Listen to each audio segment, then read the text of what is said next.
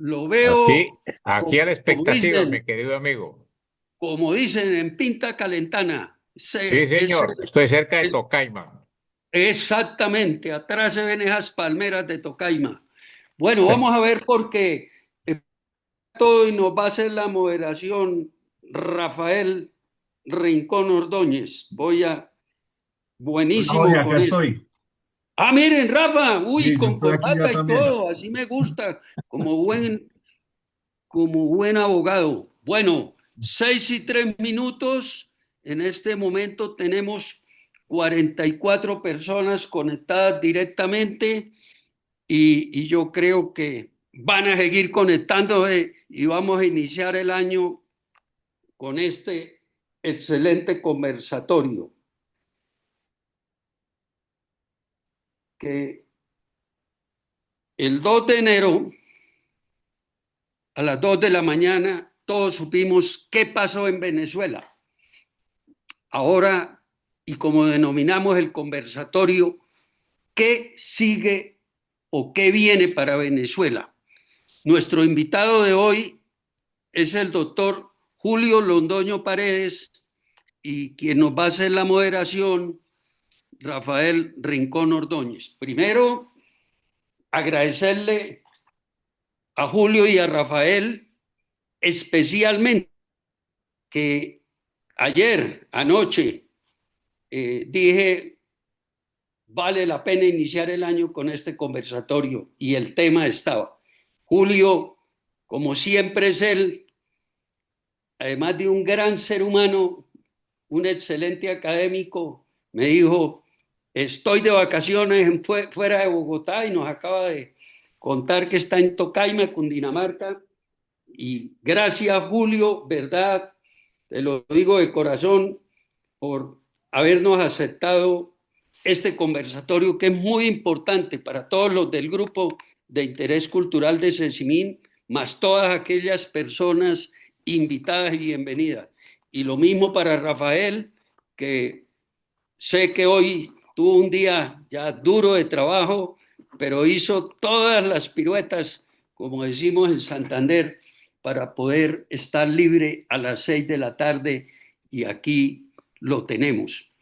Julio y Rafa, pues no necesitan presentación porque todos sabemos muy bien quiénes son. Varias veces han estado con nosotros, la última fue a finales de noviembre del 2025, donde quedó abierta toda la posibilidad de que sucediera lo que está sucediendo en Venezuela y de eso se trata este conversatorio. Sin más preámbulos, Rafa, te paso la palabra para que como moderador hagas una introducción y después vamos a oír a Julio y vamos a tener tiempo para hacer comentarios y preguntas. Nuevamente, muchas gracias. Estamos 47 personas conectadas directamente, más los acompañantes. Jorge, muchísimas gracias por esta invitación. Un saludo muy especial a Julio Londoño Paredes. Un muy feliz año para todos los que nos acompañan, especial también para Jorge y para Julio.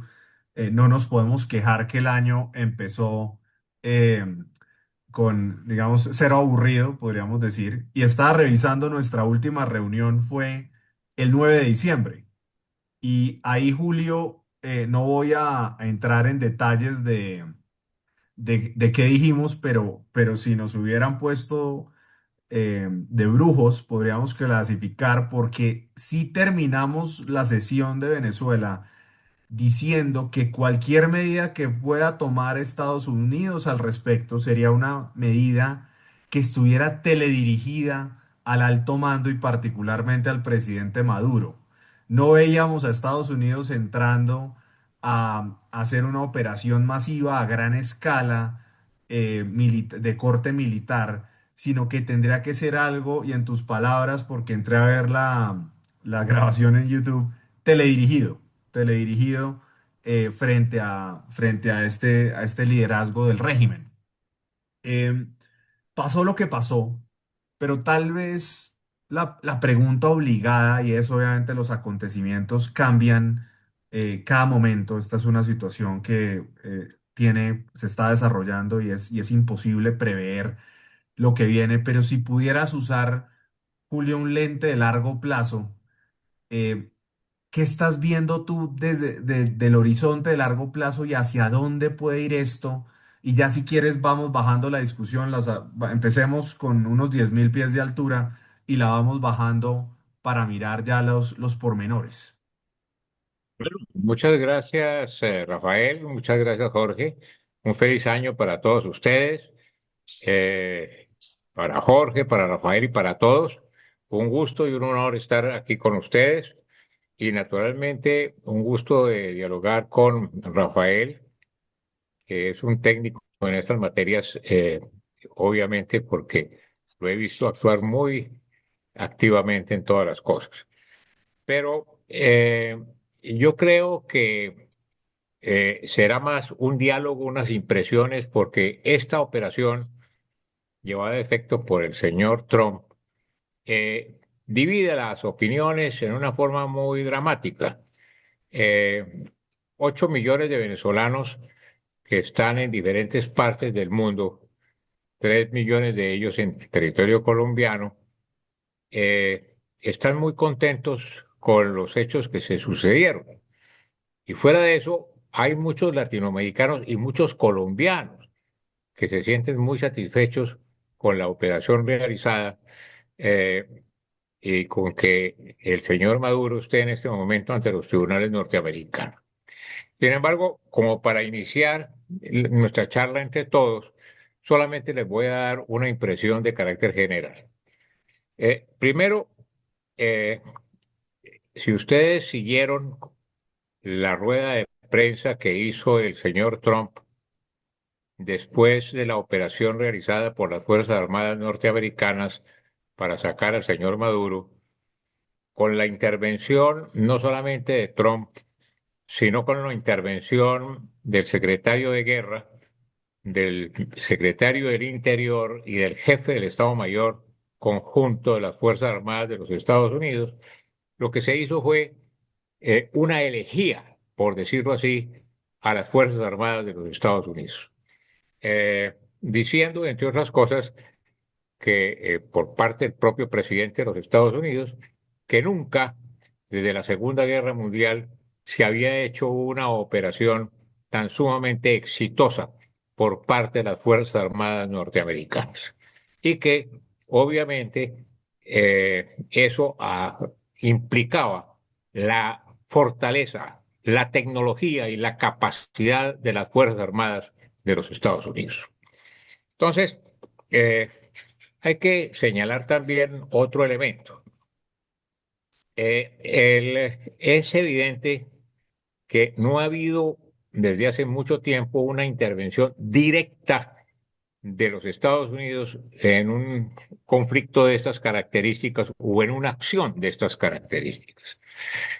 Lo último fue con Obama, Bin Laden, pero no fue eso, no fue en el caso de Obama Bin Laden era un terrorista, aquí era un jefe de Estado. Esa es otra condición muy especial. Y naturalmente el jefe de Estado de un país que se sentía sumamente poderoso. Entonces, yo creo que ese es un primer elemento para tener en cuenta. Esa condición del señor Trump de decir esta es una operación extraordinaria que no tiene parangón desde la Segunda Guerra Mundial, empodera en una forma fundamental al presidente de los Estados Unidos. De hecho, ya lo expresó con tres elementos que yo quiero destacar para iniciar el diálogo. Primer elemento es, vamos a administrar a Venezuela en la práctica. Entonces aquí el secretario de Estado y el secretario de Defensa, de Guerra, se van a encargar del asunto. Vamos a administrar a los Estados Unidos. Por fuera de micrófonos y en una entrevista dijo, vamos a ver cómo se comporta la señora vicepresidenta encargada de la presidencia de Venezuela, la señora Cindy Rodríguez, Vamos a ver cómo se comporta, porque de todas maneras está lista una segunda ola mucho más activa y mucho más mortal que la primera. Entonces, esto tiene, a mi juicio, unas implicaciones fundamentales para América Latina. Les confieso que yo esa versión de la administración no la había visto en la historia, sino a principios del siglo XX, cuando los Estados Unidos ocuparon y administraron Nicaragua durante muchos años, y lo mismo sucedió en Haití. Pero una cosa era Nicaragua y Haití a principios del siglo XX y otra cosa es Venezuela en este momento. Entonces, una cosa bastante especial que tiene esa condición. Ahora, he visto algo también, que solamente lo señalo. El señor eh, presidente de los Estados Unidos ha dejado encargada del poder a la vicepresidenta de Venezuela, pero el combo que estaba con Maduro continúa, empezando por ella misma eh, y contradiciendo lo que él mismo dijo en un momento determinado, que era un gobierno corrupto, que era un gobierno ilegítimo del que todos, inclusive ella, hacían parte. Entonces, esa es una situación muy especial. Entonces, en este momento, todavía en Venezuela está el grupo, no solamente de la señora Cindy Rodríguez, que era la más activa, digamos, de las colaboradoras del señor Maduro, sino el generalísimo Padrino López, el señor Diosdado Cabello, los hermanos Rodríguez, etcétera. Entonces, eso todavía continúa. Eh, y por último, para cerrar, hay unas tendencias que están señalando que lo que los Estados Unidos dispondrán, es decir, la señora presidenta encargada de Venezuela, es que de acuerdo a la constitución venezolana, eh, de acuerdo a la constitución, lo que tiene que hacer es convocar a elecciones en un periodo determinado, creo que son 90 días, y que podría ser que en un momento determinado lo que haga es una convocatoria de elecciones. En ese caso, sería, a mi juicio, una zancadilla para la señora Corina Machado y para el señor González, porque al fin y al cabo Corina es la que ha puesto el pecho, la que se ha enfrentado a la oposición, y si eso llegara a suceder sería absolutamente dramático. Entonces, es una situación todavía incierta la que hay en Venezuela. El presidente de los Estados Unidos ha demostrado ante la opinión pública de los Estados Unidos y ante el mundo que tiene las Fuerzas Armadas más sofisticadas, la tecnología más sofisticada y la mayor competencia posible, y que es posible penetrar y actuar en cualquier parte del mundo. Eso no nos excluye a nosotros naturalmente. Entonces, yo creo que ese es el panorama. Es difícil de predecir exactamente qué es lo que va a pasar de aquí en adelante.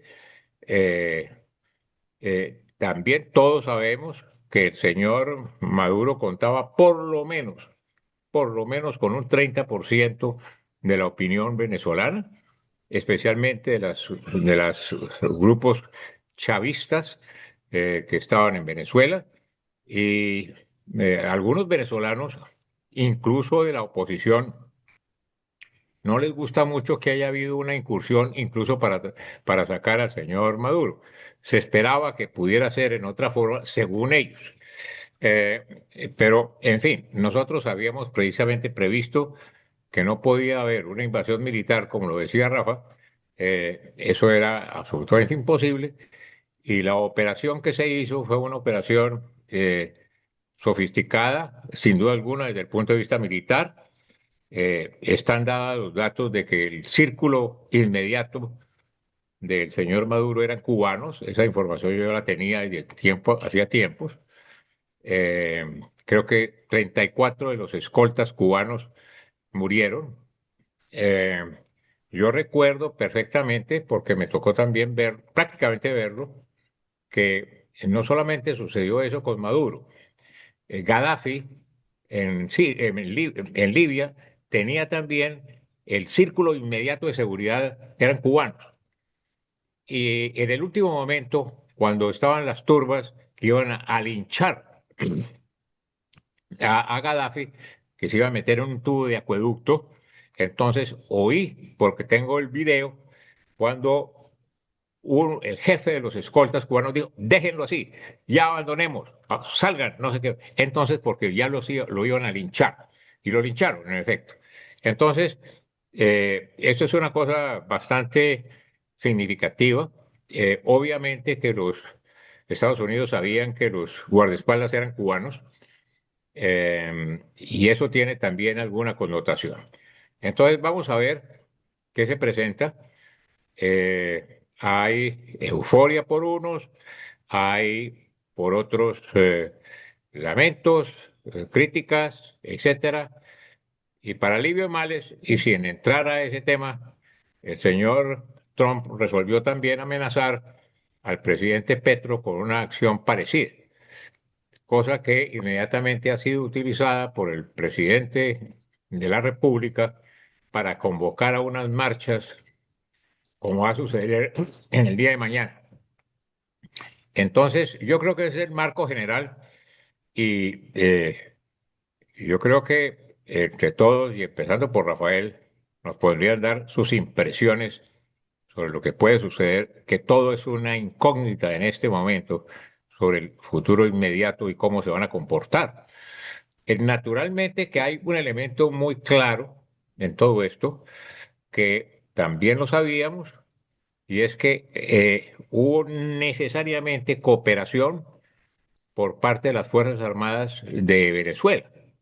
Yo había tenido la oportunidad de hablar con algunos líderes venezolanos de la oposición, y me habían dicho, mire, le queremos asegurar que esos generales que están detrás del señor Maduro y del señor Diosdado Cabello y todas esas cosas, muchos de ellos están con nosotros. Lo que pasa es que nosotros no lo podemos decir.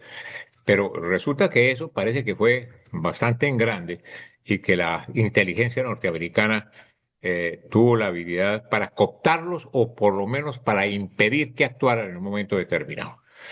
Ese es el marco general. Queda por ver cuáles serán los efectos sobre Colombia de esta situación, que todavía no ha terminado y continuará por unos días más.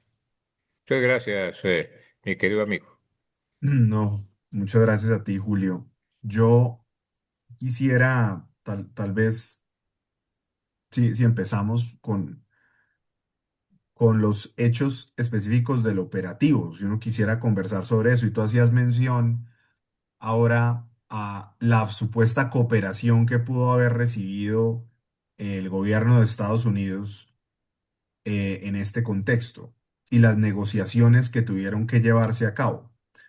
El New York Times, que tiene una buena base de reportajes que recomendaría a quienes nos acompañan que la consulten, pero el New York Times tenía un artículo en el que hacía énfasis en dos aspectos. El primero, en que las negociaciones entre el gobierno de Estados Unidos y Nicolás Maduro estaban ocurriendo y que hubo un plan o una propuesta que le habría permitido al señor Maduro salir del país para haberse habitado en Turquía. De hecho, creo que el presidente Trump también lo mencionó, si bien no dio tantos detalles, y el secretario de Estado Marco Rubio lo dijo.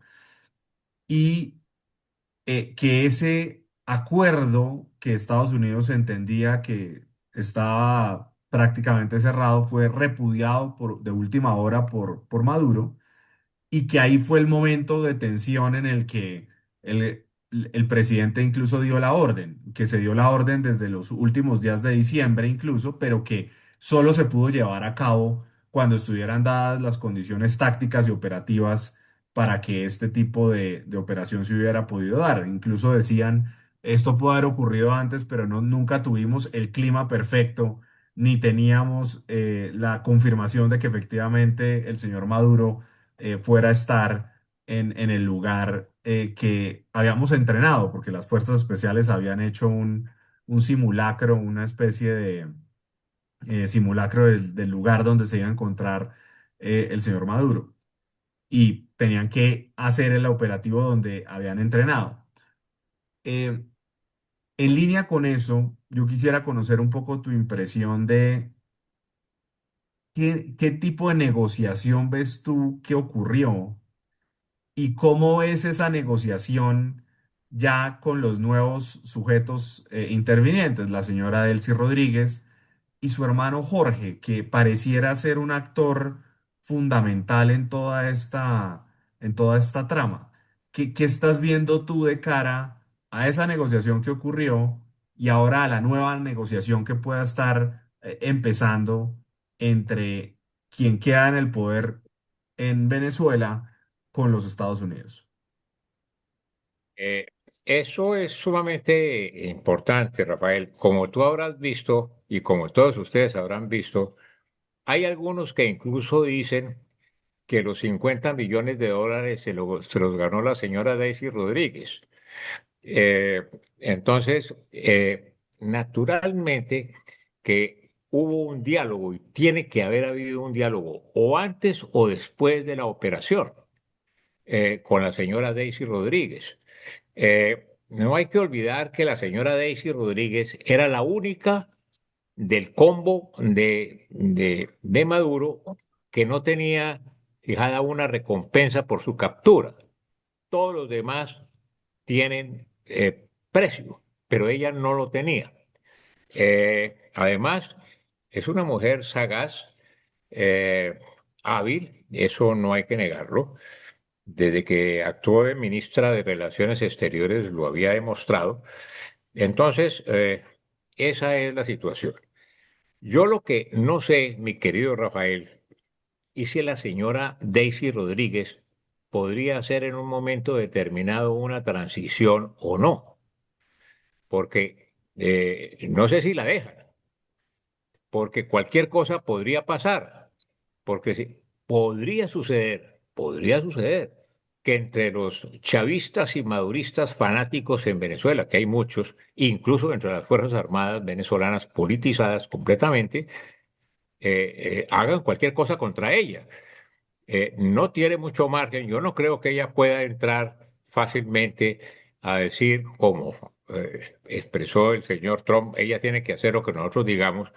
Yo lo veo que eso es difícil porque de todas maneras hay grupos extremistas en Venezuela que estarán vigilantes y los Estados Unidos no pueden estar permanentemente atentos a ver si está actuando, si no está actuando, si la están amenazando o si no la están amenazando.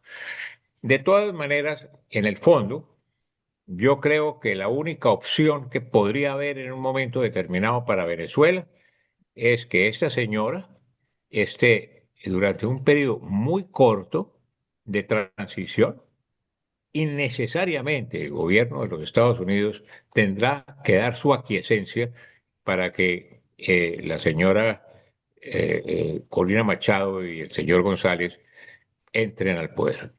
Pero eso es todavía muy vago. Yo creo que los Estados Unidos deben haber calculado cómo son las cosas. Porque si en un momento determinado lo que se hace es convocar unas nuevas elecciones, pues primero no se sabe cuál será el resultado. Y segundo, pues sería para muchos una ofensa en el fondo del corazón para los que han acompañado a esta señora durante muchos meses. En esa misma línea, un artículo de New York Times también señalaba que em, el gobierno del presidente Trump tuvo que, digamos, analizar varios factores para efectos de ver cómo eh, se daría esta toma de poder. una vez el señor Maduro no estuviera. Y dentro de esos factores, según los reportes que recibió el gobierno, funcionarios de la CIA le manifestaban que no creían que María Corina Machado tuviera el poder dentro de las instituciones para poder preservar orden y seguridad con eficacia en el territorio. Y que posiblemente si ella llegara, tendría entonces los Estados Unidos que tener una participación militar activa más fuerte que la que eventualmente tendrían si se decantaran por una figura propia del régimen en esa valoración. Entonces, hay una especie de consideración de pragmatismo y eficacia en el sentido de decir, tal vez la señora Rodríguez es quien tiene, está ubicada en la mejor posición para preservar ese orden y esa seguridad, distinto de si llega a Estados Unidos y pone al señor González o a la señora Machado, por así decirlo. Entonces, está esa primera consideración pragmática. Y había, ese mismo artículo hablaba de que la relación de el grupo de María Corina Machado con algunos representantes del gobierno Trump se había enfriado porque ante las preguntas constantes que se le hacía al grupo de María Corina Machado sobre la debilidad de Maduro, digamos que ese grupo daba unos reportes donde daban a entender que Maduro estaba supremamente débil. El gobierno de Estados Unidos parecía que no compartió esas valoraciones y que cuando hubo solicitudes concretas, por ejemplo, cuando el señor Richard Grenell les solicitó una lista de posibles prisioneros políticos por liberar para que eso fuera puesto de presente al régimen del presidente Maduro o al régimen de Nicolás Maduro, ella no, digamos, no acudió, no cumplió con esa solicitud, decía el artículo, para que no se viera que ella estuviera favoreciendo eh, a ciertos sectores de la oposición. Pero hubo un tercer elemento que también me llamó la atención y es que decían de una especie de quiebre de María Corina con algunas élites económicas venezolanas que consideraban que, digamos, tendría que hacerse o que ellos tendrían que seguir operando para que sus empresas recibieran dinero para que el país siguiera operando y que María Corina consideraba que un dólar que entrara a Venezuela era un dólar para Maduro, de manera que no debía tenerse una estancia pragmática, sino muy fuerte y muy extrema frente al régimen de Maduro. Todas esas consideraciones resumía el artículo para decir tal vez María Corina Machado no es la persona en este momento para esta coyuntura. Em, ¿Cuál es tu posición? ¿Tú compartes, conociendo Venezuela, compartes esa valoración? ¿Crees que en todo caso María Corina Machado tiene un espacio em, en el futuro? ¿Tiene algún tipo de escenario en el que su movimiento podría ir al poder pronto? Mira, Rafael, te puedo decir, ustedes recuerdan la visita que hizo el subsecretario de Estado de los Estados Unidos, Landau, y un grupo de senadores norteamericanos, dos senadores norteamericanos que estuvieron en Colombia hace poco tiempo. Tengo informaciones en el sentido de que los senadores norteamericanos expresaron en Petit Comité lo mismo. Dijeron, es que nosotros no vemos a la señora María Corina Machado con la suficiente capacidad de actuar y dirigir un gobierno de transición en Venezuela. Además, tiene un problema muy complicado internamente y es que la relación de ella con los militares venezolanos no es la mejor. Eso lo dijeron aquí hace meses. Entonces yo creo que eso lo tenían perfectamente señalado y perfectamente en mente los Estados Unidos, que la señora Corina Machado pues no era la persona para ese efecto y que era más bien una cosa de carácter simbólico. Entonces, es evidente que ahí hay una de esas situaciones y que los Estados Unidos han tenido que actuar en una forma un poco pragmática, como tú señalas, para poder manejar la situación. Lo que pasa es que no sabemos exactamente cómo les van a funcionar las cosas. Eh, Hay algunas experiencias sobre ese particular, pero uno no sabe exactamente cómo van a funcionar y cuáles serán las repercusiones que haya en el futuro inmediato. En esta situación con Venezuela, yo creo que todos los días habrá nuevas noticias y veremos a ver sigue sucediendo. Eso es lo que yo veo en términos generales. Había mucho temor por parte del gobierno de Colombia.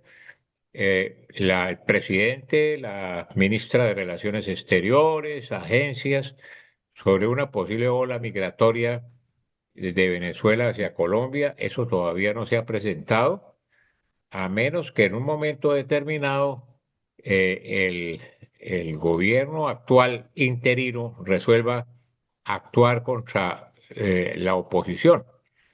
Pero hay unas preguntas que están sobre la mesa, como tú lo has señalado.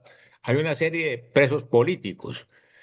Hay personas de los cuales no se sabe dónde están, ni qué se hicieron, si están vivos o muertos, etcétera.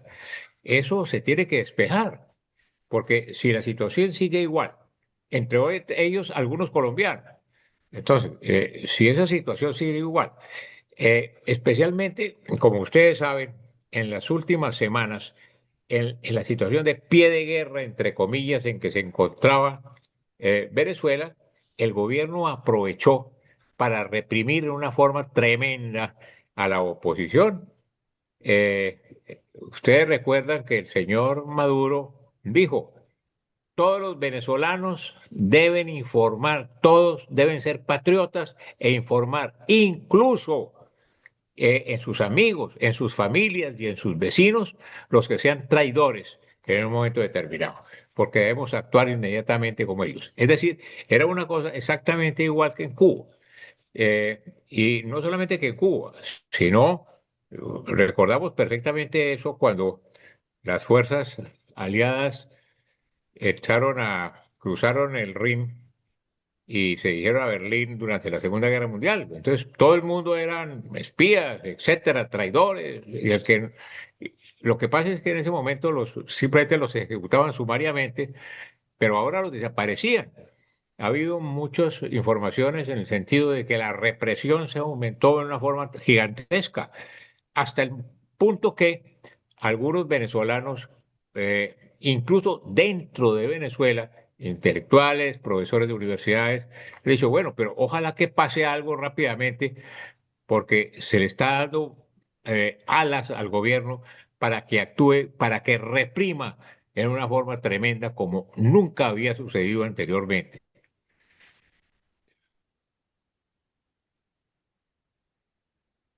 ¿Qué lectura le das tú entonces a un escenario en el que simplemente hubo un cambio de mando, pero no un cambio de régimen?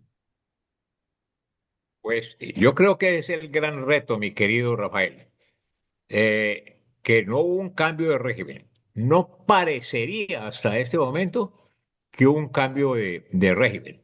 Por ahí vi unas declaraciones del señor Diosdado Cabello diciendo que iba a sacar, que iba a devolver a Venezuela al señor Maduro, ¿no? Entonces, uno no sabe.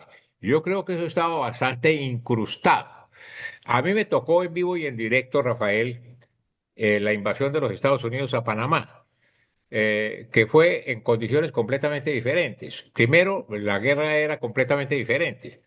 Los Estados Unidos invadieron con 35.000 soldados a Panamá eh, y en Panamá hubo entre 3.000 y 5.000 muertos en la operación, causa justa, pero había una diferencia.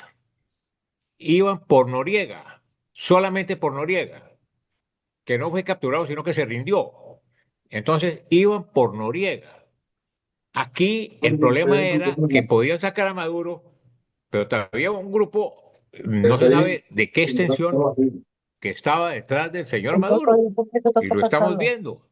Entonces, ojalá que no sea así, porque sí, en un momento determinado, lo que como tú lo has calificado muy bien, ha habido un cambio de mando, pero no de régimen, pues habría simplemente un éxito aparente de los Estados Unidos en una operación sofisticada que ha puesto en primera plana la técnica de los Estados Unidos, pero que paraban ahí. Vamos a ver cómo siguen las cosas hacia el futuro.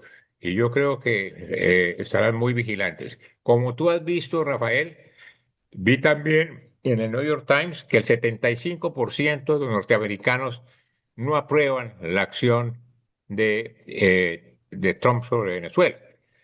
Entonces, pues falta ver qué sucede y cómo se desarrollan las cosas. Tampoco podemos olvidar que nosotros tenemos, naturalmente, en primera línea, los grupos armados colombianos en territorio venezolano, que siempre habían jurado fidelidad al señor Maduro y al régimen venezolano, y están sostenidos no solamente por el señor Maduro, están sostenidos por los militares venezolanos. Y hay estados que que tienen regiones que tienen el control prácticamente lo tienen esos grupos armados. Entonces, es una situación pues muy complicada y uno no sabe exactamente cómo serán las cosas hacia el futuro. ¿Qué crees tú que conoces a los personajes en cuestión, pero qué puede estar pasando por la mente del ministro de Defensa de Venezuela, que es considerado, por así decirlo, el general más importante y tal vez la contraparte más importante y quien efectivamente detenta el poder institucional militar en el país, el general Padrino López, ante esta coyuntura? Es decir, ¿cómo crees tú que puede él evaluar lo que está ocurriendo, ver el contexto y de alguna forma qué puede estar pasando en el contexto de las Fuerzas Armadas venezolanas? Yo creo que él sabe muy bien el papel que desempeña y el papel que tiene, hasta el punto que Maduro no hubiera podido subsistir durante tanto tiempo si no hubiera estado Padrino López en el Ministerio de Defensa. Eh, entonces, yo creo que muchas veces se le dijo a Maduro que el señor Padrino López era el que gobernaba realmente a Venezuela, porque interfería y tomaba las decisiones tanto en la política interna como en la política internacional, costumbre que no es solamente de ahora, sino viene de tiempo atrás sobre la posición de las Fuerzas Armadas sobre el particular. De pronto, él querrá pasar a la historia como una solución transitoria en una crisis complicadísima que ha tenido Venezuela y que nunca se había presentado. Pero no hay que olvidar tampoco, Rafael, que el señor Padrino López también tiene recompensa de fijada y tiene cargos en los tribunales norteamericanos. Entonces, no es solamente el señor Maduro, él también está en esas condiciones. Entonces, pues eso lo debe tener, lo debe estar calculando también y viendo si en un momento determinado él podría gestionar o participar en una negociación que pudiera ahí sí en alguna forma retornar más o menos a la normalidad, a a un periodo de transición. El problema es la transición. No se sabe cuánto tiempo puede durar la transición. Bajo la tutela incluso de los Estados Unidos, puede durar dos semanas, un mes, un año, no se sabe Te cuánto diría que tiempo no puede. sabemos si estamos en transición. Así es, así es. Tienes toda la razón. Es muy posible que no estemos en transición. Y entonces, yo creo que, como hablábamos ahora, Rafael, que el señor Trump logró su objetivo de relaciones públicas, muy importante la llevada del señor Maduro, etcétera, a los tribunales. Todo el mundo ha seguido esta noticia minuto a minuto. Entonces, no sabemos qué está por dentro exactamente en este momento. Entonces, eh, es muy posible que que el señor Padrino lo esté pensando seriamente, porque el señor Padrino también tiene precio en su cabeza y tiene causas en los tribunales norteamericanos. Y entonces entra la pregunta de si no sabemos que vamos hacia una transición, o si por lo menos las señales en este momento parecieran ser, Estados Unidos quiere buscar cierto orden y cierta efectividad en Venezuela. Como lo ha dicho el secretario de Estado Rubio, lo primordial es la protección del interés nacional norteamericano, y ahí entran, digamos, una serie de solicitudes que ha hecho o de requerimientos que ha hecho el gobierno de los Estados Unidos, particularmente el tema del petróleo, particularmente el tema de las relaciones de Venezuela con regímenes que para Estados Unidos son adversarios: Irán, China, Rusia. Y en línea con eso, entonces mi pregunta es, ya viendo esto a una escala global, y sé que tenemos varias preguntas en el chat y ya Jorge quiere hacer una intervención, pero antes de ir a esas preguntas, yo quisiera si pudiéramos hablar un poquito de los efectos globales que tiene esta intervención y de cómo China, por ejemplo, lee esta medida, cómo Rusia interpreta esta medida, y si en realidad estamos viendo que Estados Unidos logra un éxito con una medida de esta naturaleza, o si por el contrario estamos es abriendo las puertas para otro tipo de conflictos. Y quisiera tener tu perspectiva, y sé que estoy haciendo la pregunta en los términos más generales posibles, pero quisiera tener un poco tu perspectiva sobre eso, y si quieres más adelante podemos ahondar en detalles. Excelente tu análisis, Rafael. Yo creo que, fíjate, tuvo una situación. Mientras el señor Trump entra a Venezuela, saca al señor presidente de Venezuela, el señor Maduro, en la forma como lo sacó, eh, pues yo creo que Rusia está satisfecha porque tiene la posibilidad de seguir actuando sobre Ucrania. No puede haber, pues, no, frente a Venezuela usted sí hace, y nosotros no podemos hacer nada. No, yo creo que en alguna forma es el contexto de las cosas. Rusia, como hemos visto, ha actuado muy tímidamente, ha dado una declaración, etcétera, pero nada más, no ha pasado de ahí. Algunos creían que inmediatamente Rusia iba a enviar aviones o buques o asesores. Eso no ha sucedido, porque naturalmente eso le da espacio geopolíticamente para seguir actuando sobre Ucrania. Y entre tanto, pues China ve las cosas, porque China tiene también a Taiwán al lado. Entonces, yo creo que ambos países están siguiendo con, entre comillas, profundo interés la acción del señor Trump, porque para ellos puede servir en un momento determinado para poder actuar, no exactamente igual, pero sí en forma parecida. Pues muchas gracias. Jorge, no sé si tú quieras tener una pregunta y después Rafael Marcano.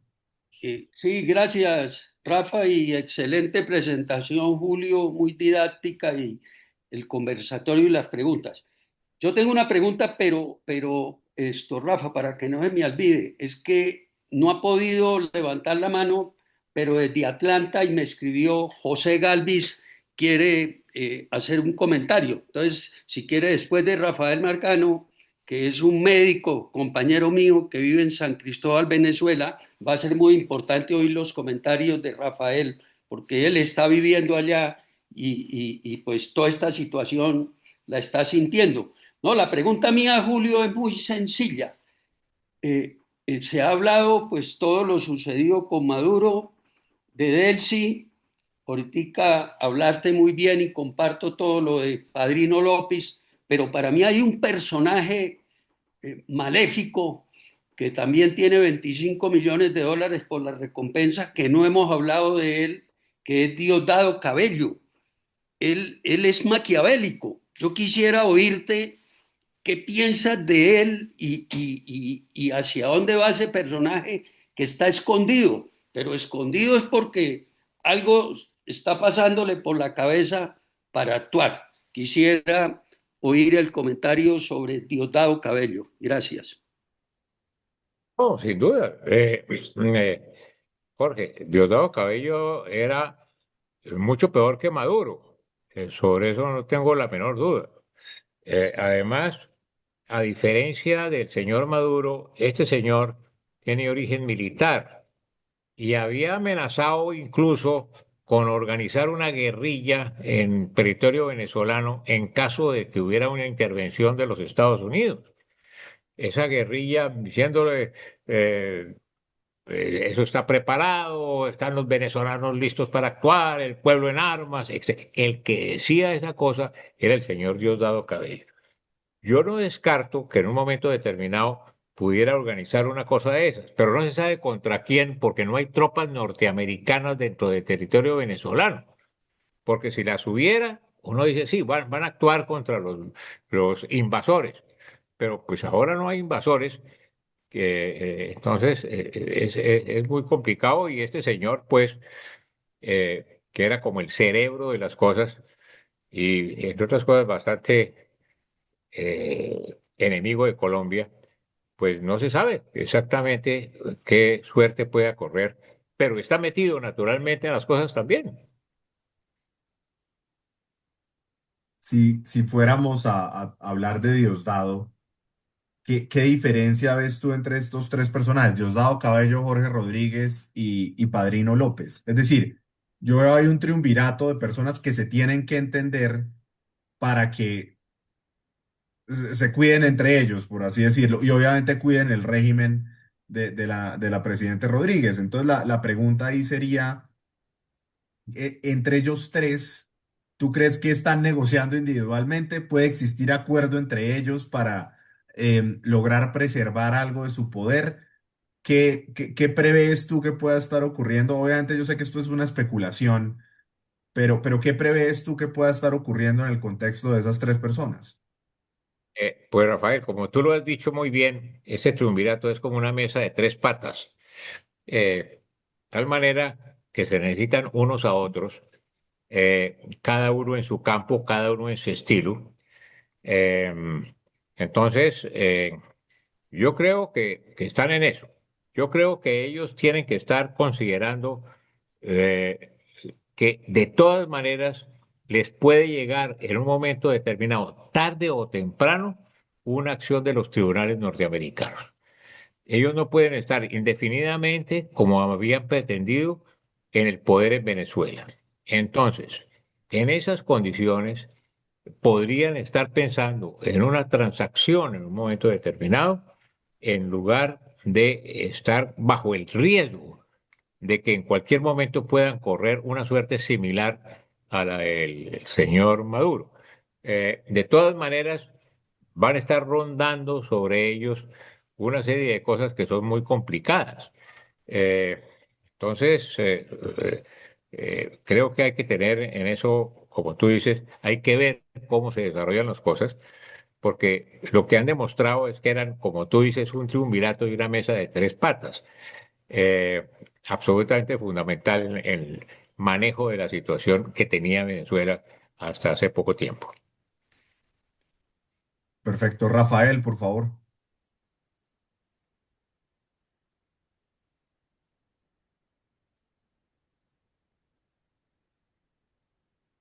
Rafael, marcando. ¿Aló? ¿Me oye? Sí. Ah, bueno, cómo no. Gracias. Muchas gracias por el derecho de palabra. Yo soy un habitué del doctor Londoño, lo sigo desde hace muchísimos años y creo mucho en sus análisis. Pero yo le agregaría algunos elementos que se nos van. Primero, Venezuela es un cuartel desde 1830, una democracia con una tutela militar interrumpida por secciones de democracia. La consolidación de la democracia nunca ha sido un hecho vital por ese mismo tutelaje. La oposición ha sido desmantelada y ha sido comprada por la dictadura y el terrorismo de Estado ha llevado a Venezuela al término de una esclavitud mental de la población. Venezuela está aterrorizada, no hay otra palabra en que definirlo. Si usted ve que la euforia que significaba que Maduro se fuera no se ejemplarizó en ninguna parte del país porque todo el mundo tiene miedo. Si bien Yo no estoy de acuerdo con la intervención de los países en otros países, porque cada país debe resolverlo. Yo creo que no había otra salida, porque esta presión militar que hicieron los Estados Unidos con el bloqueo, todo el mundo esperó que se quebraría la unidad militar. Y un antecedente era que en los cuarteles de Venezuela la gente votó por el doctor Edmundo González Urrutia, en su Sí. mayoría, igual la misma proporción.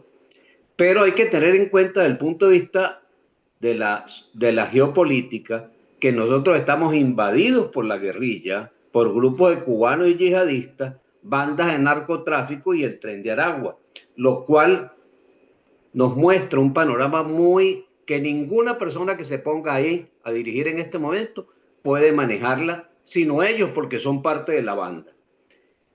Pero si no había intervención, no había una posible ruta de volver a la democracia. Pero nos enfrentamos a un pragmatismo de Trump y sus salidas a veces no se comprenden. Pedirle paciencia a Venezuela después de 27 años es bastante difícil. Y comparto con el doctor Londoño que este triunvirato no tiene ninguna diferencia en lo maléfico que son Diosdado, los hermanos Rodríguez, que son realmente parte de la escoria de eso, y Padrino López, que tiene dominado al estatus militar. Entonces, Venezuela se sustenta en este momento en la mismo estatus militar que no se ha logrado quebrar y que no le vemos salida si no es negociada. Pero es un punto muy importante que la salida de Maduro hace que el régimen empiece a tambalear, pero no lo suficiente para que consigamos una solución al problema. Muchas gracias, Rafael. Muy, muy interesante ese tutelaje militar. De hecho, aquí hemos hablado previamente en otras sesiones que esa frase se le atribuye a Bolívar de que Caracas es un cuartel, Quito un convento y Bogotá una universidad, ¿no? Entonces uno podría llevar esa expresión y decir que sigue estando vigente. Quisiera darle la palabra a José Galvis, que entiendo que no puede levantar la mano, pero Jorge no, le había hecho antesala. Y Rafa, perdón, Ok, después de José, perdóname, José, me está pidiendo la palabra, es que no sé por qué no pueden conectarse una persona muy importante en el país que se llama Gustavo Castro Caicedo. Entonces, quisiera que después de José venga Gustavo Castro y después creo que viene Gabriel León. Sí, Gracias. señor, perfecto. gracias Jorge Rafael y doctor Julio Londoño, muy buenas noches desde Atlanta a todos. Gracias y pues me interesó tanto nuevamente el estar con ustedes porque yo este tipo de preguntas se la había hecho en el conversatorio anterior al doctor Londoño, exactamente lo que estamos viendo y viviendo ahora. Yo creo que lo que está sucediendo, y hay varios frentes a tratar, voy a ser bastante rápido, son las consecuencias después de que se agotaron todas las instancias legales, políticas, económicas, sociales, para llegar a esta situación que se tomó por parte del presidente y las Fuerzas Armadas de los Estados Unidos. Realmente lo que se puede decir de una forma coloquial y un poco vulgar es se le puso el bozal al perro, simplemente para empezarlo a poder controlar.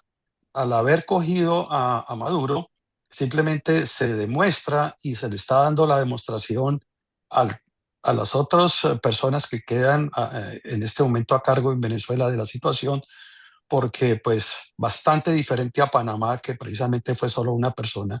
Acá son varios y no solo son esas cabezas, sino son toda la serie de movimientos, es el control que hay de otros países y básicamente lo que se ha hecho es tratar de ponerle un poco de miedo a estos personajes, porque ellos a la final van a tener dos o tres opciones. O se van a entregar o se van a ir asilados a otros países, posiblemente Turquía es como el más óptimo, o simplemente correr el riesgo de que los maten, lo cual no creo posible, porque la verdad sería casi un accidente de guerra que cualquiera de esos personajes, porque no los quieren muertos, los quieren vivos. Entonces lo que se está haciendo es creándole miedo. y al mismo pueblo, y a la oposición. Realmente Estados Unidos lo que ha hecho con razón es demostrar su fortaleza, su capacidad militar y tecnológica para hacer el golpe certero de la forma que se dio, un golpe quirúrgico realmente, ¿sí? Y lo que viene, primero que todo, es un control estatal a nivel social y de orden público. Y podemos ver, vemos el caso del petróleo, cuando vemos las quejas de que por qué Estados Unidos el petróleo, y en manos de quién ha estado el petróleo en las últimas décadas de Venezuela. China, Rusia, Irán, Cuba, en fin, no hay nada diferente con la diferencia de que puede haber una serie de beneficios y los va a haber para Venezuela y para América Latina. Eso es muy importante. El caso de María Corina y Leopoldo López, lo han dicho ya varios de ustedes, el terreno no está para soltarla a ella, a manejar un país como Venezuela en la condición y en la situación en que está.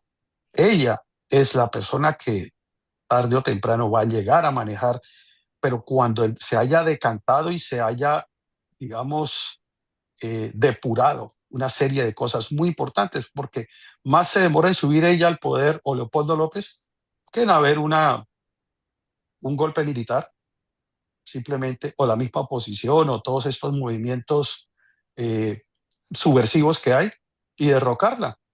Y ahí sí ya se vuelve el problema de un índice mucho, mucho más complicado.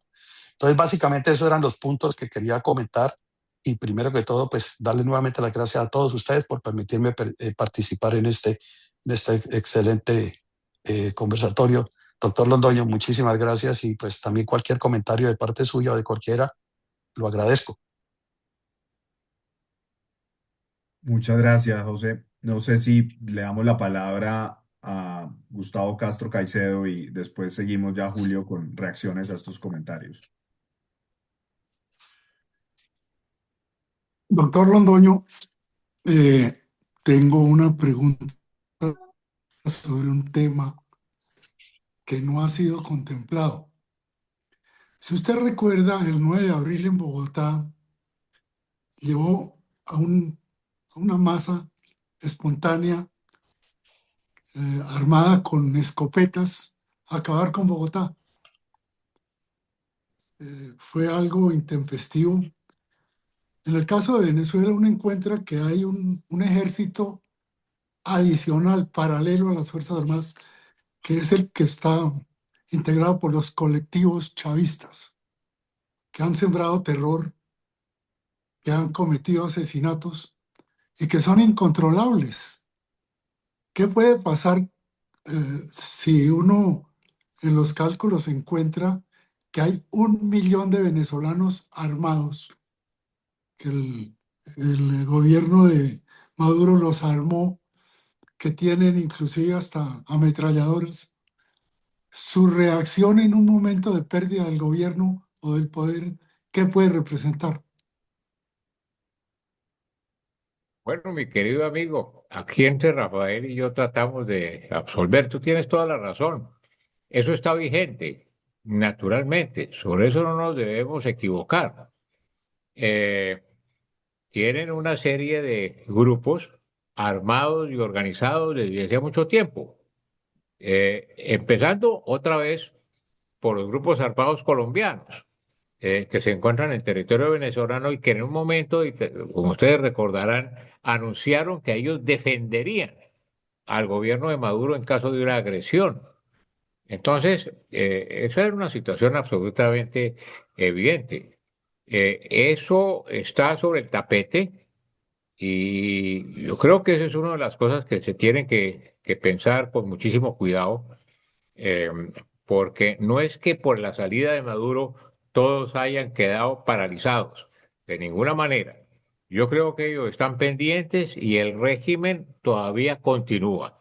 Entonces, ese es un hecho absolutamente claro y los Estados Unidos lo tenían suficientemente calculado, creo, porque si hubiera habido una incursión militar terrestre, es decir, una invasión, eso hubiera sido sumamente fácil en un momento determinado. No digo acabar con eso, sino que había un enemigo en casa actuando, cosa que permitiría fácilmente organizar un movimiento nacional de guerrilla para liberar el país, etcétera, etcétera. Entonces, yo creo que esa es la situación y sin duda alguna, eso representa también para nosotros una enorme preocupación, ya que tenemos esa frontera entre los dos países y es una cosa que merece muchísima consideración y seguimiento por las autoridades colombianas.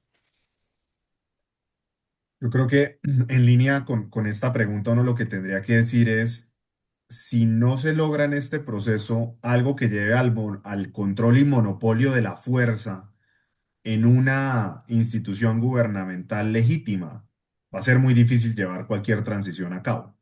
Es Así es. decir, el punto aquí creo que estamos llegando a un núcleo central es si, y la pregunta que creo que vamos a tener que hacernos en los próximos días y semanas es si se están llevando a cabo las gestiones necesarias para garantizar que ese monopolio de la fuerza efectivamente exista. Y si se permite que esa fragmentación del uso de la fuerza siga ocurriendo en Venezuela, va a ser muy difícil completar cualquier transición o algo que se le parezca. Ya hablaremos, y creo que vale la pena dedicarle una sección de esto a los efectos en Colombia, que no hemos hablado mucho de esto, pero ya hablaremos de esto.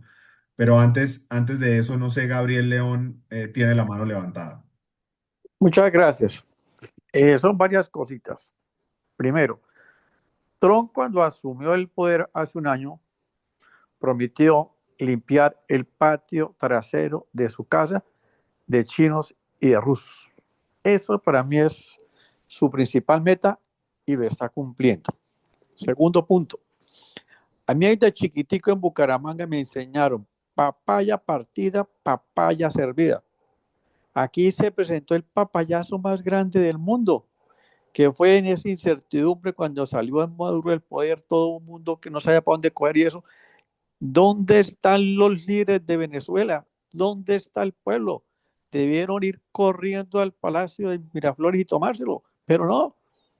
El mundo 2 días después saluda, Corina 2 días después es Corea, Capriles, Guaidó, todos callados. Venezuela no tiene líderes para manejar esta situación. Y lo que siempre se dijo, el problema no es sacar a Maduro, es quién gobierna después de salir de Maduro. Y lo que dijo así es cierto, Corina y González no son capaces, González sí que menos, él no es capaz de nada y Corina no es capaz. Entonces es mejor que sigan los que están mientras mira qué se hace. Y la constitución de Venezuela es muy clarita. Cuando el presidente falla en los 2 primeros años de gobierno, se debe realizar a los 30 de unas elecciones. Pero esas elecciones no son válidas. Mientras no cojan a Diosdado, a Padrino, a todo ese combo y a los Rodríguez y los saquen de Venezuela ahí, Venezuela no se va a arreglar. Sigue lo mismo con lo mismo. Usted pone el que quiera y ellos quieren seguir mandando al país. Entonces hay que cogerlos. Y ahí sí hacer unas elecciones libres, porque acuérdense que las elecciones en Venezuela no fueron libres, que ganó González, no fueron libres, porque prácticamente todos los candidatos los descabezaron. Entonces sí hay que hacer unas elecciones para que salgan más candidatos, para que salgan de otras opciones y que todo mundo diga qué es lo que realmente quiere, porque ahorita se quedaron con estos dos porque nadie más podía hacer. Entonces, que la gente regrese, los políticos regresen, porque es que lo que digo yo, no hay clase política para manejar esta situación. Y si no hay clase política, esto se complica mucho. Y a los gringos no les importa quién quede, si es la Rodríguez, Nelson Rodríguez, el oligo lo que le interesa en este momento es saque Rusia, saque China, que lleguen las petroleras gringas y se lleven su petróleo para Venezuela. Acuérdense que PDVSA tiene refinerías que manejan 1.5 millones de barriles. Ahorita están llegando solamente 120.000 barriles. A los gringos eso les hace falta. Y a ellos les hace falta el petróleo venezolano porque están peleando con México y con Canadá, que no quieren venderle el petróleo a los Estados Unidos, sí a otros países. Entonces, a ellos sí en este momento la estrategia es ese petróleo sí les hace falta. Pero así sea con un gobierno títere, no importa, pero que no sea partidario ni de China ni de Rusia. Gracias. Muchas gracias, Gabriel. Eh, Julio, ¿alguna reacción de las intervenciones que oímos, además de la de Gustavo Castro? Yo tal vez quisiera hacer énfasis en un tema y es, ¿cuál es la agenda de corto o de largo plazo de Estados Unidos en esto? Es decir, Estados Unidos, tú lo ves contento con que dice, llego, me aseguro que se evite esta colaboración con China y con Rusia, que salga la colaboración o que cese la colaboración con Irán, hago que entre el contingente americano de empresas petroleras para volver a operar los campos petroleros y explorar y producir el petróleo y el crudo que se puede explorar. em, de alguna forma, con esos elementos y manteniendo un statu quo donde haya cierto control y cierta efectividad de esos factores es suficiente? ¿O ves a Estados Unidos de verdad con la voluntad y el interés de llevar a cabo una transición democrática más profunda?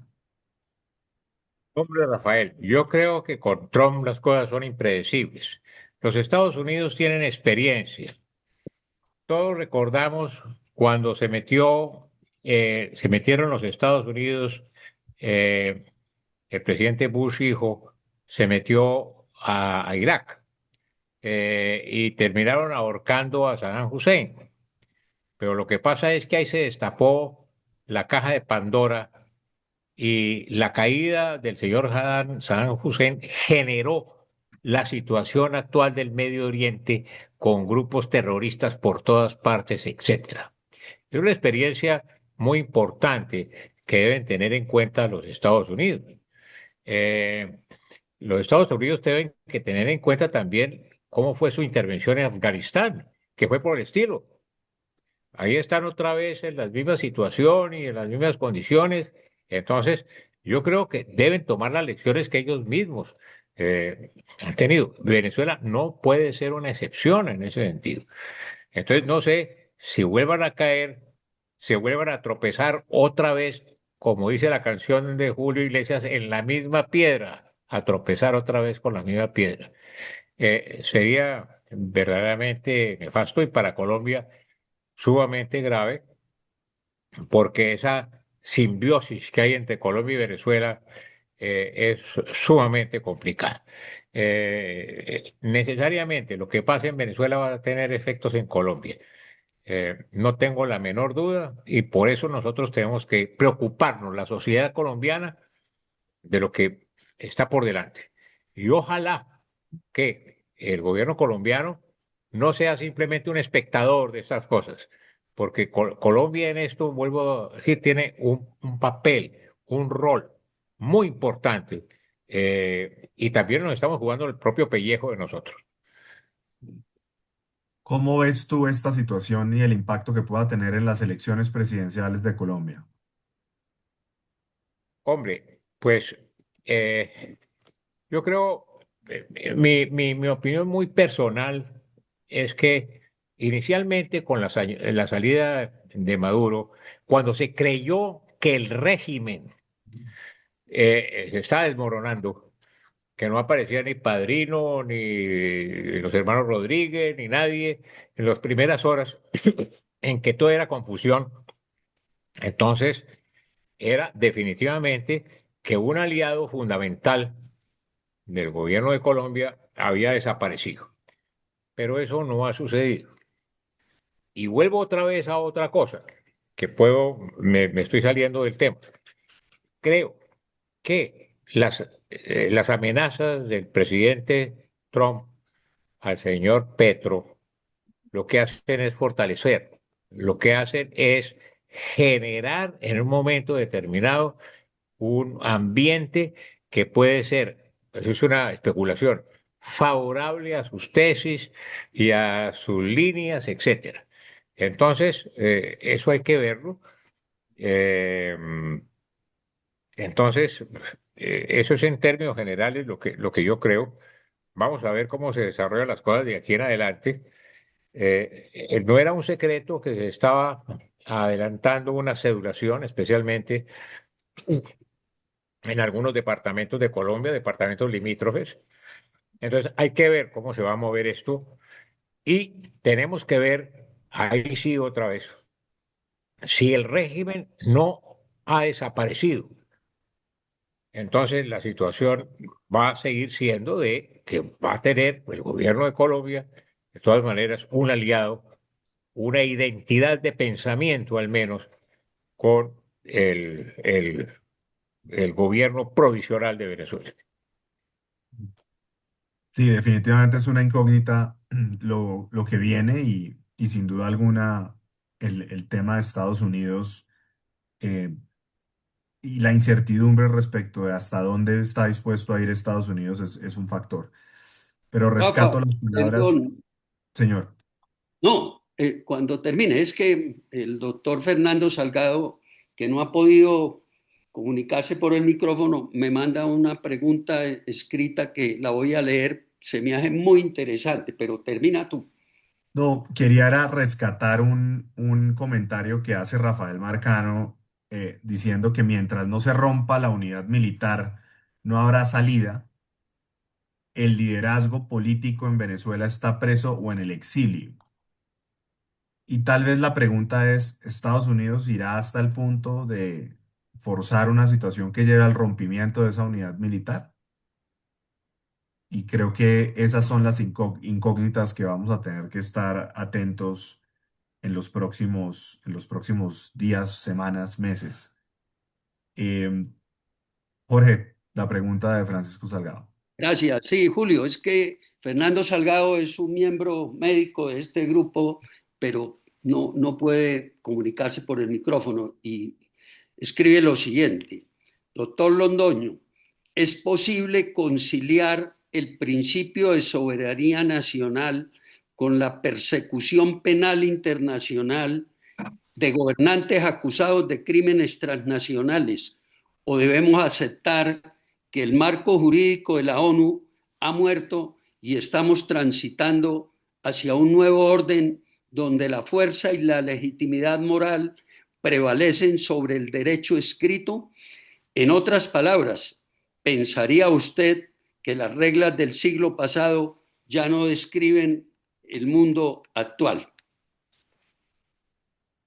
Bueno, desafortunadamente y muy objetivamente, yo lo veo así. Fíjense ustedes cuál es la situación. En Naciones Unidas se convocó al Consejo de Seguridad. En el Consejo de Seguridad, las únicas resoluciones que son coercitivas son las del Consejo de Seguridad. Y en el Consejo de Seguridad se necesita, para que haya una resolución de carácter coercitivo, obligatoria para todos los estados, se necesita que haya el voto favorable de 5 miembros permanentes del Consejo de Seguridad. El resto es retórica. Ahí puede todo el mundo hablar, están todos los países violadores de derechos humanos, todo el mundo habla ahí y no hay problema. Pero están los 5 miembros permanentes del Consejo de Seguridad y ahí están los Estados Unidos. Y de otra parte, pues estamos viendo la situación como en Rusia. El señor Putin dijo en un momento determinado, no, es que yo voy a hacer lo que hay unos grupitos que están molestando en la frontera entre Ucrania y Rusia, que nos están molestando, que están atacando desde el territorio ucraniano a los rusos. Eso va a ser una cosa muy rápida, en unas 72 horas, en una semana arreglamos la situación. Y resulta que en un momento determinado se metieron con todo como habían capturado inicialmente Crimea, etcétera. Entonces, eso ya, desafortunadamente, el multilateralismo ha muerto. Ya eso es una cosa del pasado y un poco arcaica. Una reunión de la OEA, unas resoluciones, discursos. Bueno, pues una reunión de la OEA, pues Venezuela no es miembro de la OEA, ni la OEA tiene mecanismos para poder actuar en un momento determinado frente a una situación de estas características, fuera de una cosa de carácter absolutamente retórico. Entonces, desafortunadamente, como dice el doctor, aquí estamos llegando, a mi juicio, otra vez a la ley del más fuerte. Estamos llegando paulatinamente a la ley de la selva. Entonces, pues eso no, muy complicado, muy difícil, y puede haber pues una acción de carácter moral y político, pero de ahí en adelante otra cosa es muy difícil. Creo que desde el punto de vista jurídico hay que resaltar, quisiera resaltar dos temas. El primero, el derecho internacional no es digamos, una fuerza superior que tenga un ejército o un órgano político propio capaz de hacerlo ejecutar en cada uno de los países. El derecho internacional ustedes lo tienen que entender como una especie de pacto entre naciones para lograr ciertos equilibrios. Y los equilibrios son tan imperfectos como el pacto político que está detrás de ellos. Entonces, exigirle hoy al derecho internacional que actúe cuando el derecho internacional o el equilibrio político nunca fue diseñado para actuar en estas circunstancias es difícil. No existe, digamos, en el contexto internacional una, una fuerza que permita legitimar a un país para que intervenga a otro para, por así decirlo, preservar la democracia. La democracia no es en sí mismo un bien jurídico que le permita a uno llegar a cualquier sitio y decir, venga, que yo voy a hacer esto, X o Y. Y asimismo no había ningún régimen jurídico que le permita a un país forzar la salida legítima y legal del señor Maduro por el tema de las elecciones en 2024. El derecho internacional tiene unos límites. Esos límites están ahí y pueden lograrse cosas interesantes dentro de esos límites, pero no podemos simplemente echarle la culpa al derecho internacional de esto. En algunas discusiones con distintos amigos me decían, pues mire que es que el derecho internacional no sirve para mucho. Y yo decía, claro, si usted lo compara en una coyuntura actual en donde todo el mundo está pendiente de las violaciones, pues nadie lo ve así. Pero lo que nadie ve es que el pacto que se hizo después de la Segunda Guerra Mundial, pues ha servido para prevenir por lo menos guerras mundiales a gran escala. Eso es lo primero. Y segundo, que si usted lo compara con los 100 años o con los 80 años anteriores, pues es significativamente menor el número de conflictos en los 80 años posteriores a Naciones Unidas que en los 80 años previos. Entonces, creo que tenemos es que entender que lo que se requiere es una nueva visión política y un nuevo consenso alrededor de qué tiene que hacer el derecho internacional. Pero no nos podemos quedar a echarle la culpa al derecho internacional, como es lo que muchos dicen, el fracaso del derecho internacional. Pues, hombre, no puede fracasar si nunca estuvo diseñado para esto y si los países no tomaron las medidas que debían tomar para que el derecho hubiera evolucionado. ¿Qué viene ahora? Pues estos temas y particularmente la conducta de algunos estados creo que llevan a que surja una reflexión entre toda la comunidad internacional de cómo debe ser un derecho internacional que se ajuste a este nuevo equilibrio y que pueda lograr y preservar ciertos principios o valores universales. Pero a pesar de todo esto, yo quisiera resaltar un tema de la pregunta y es, miren ustedes que a pesar de que todo el mundo cuestiona la efectividad del derecho, la razón por la cual al señor Maduro fue legítimo sacarlo y llevarlo hoy, lo sacan y lo llevan hoy a una corte, sí, en los Estados Unidos, con varias dudas legales respecto de esa posición, pero por lo menos está yendo a una corte.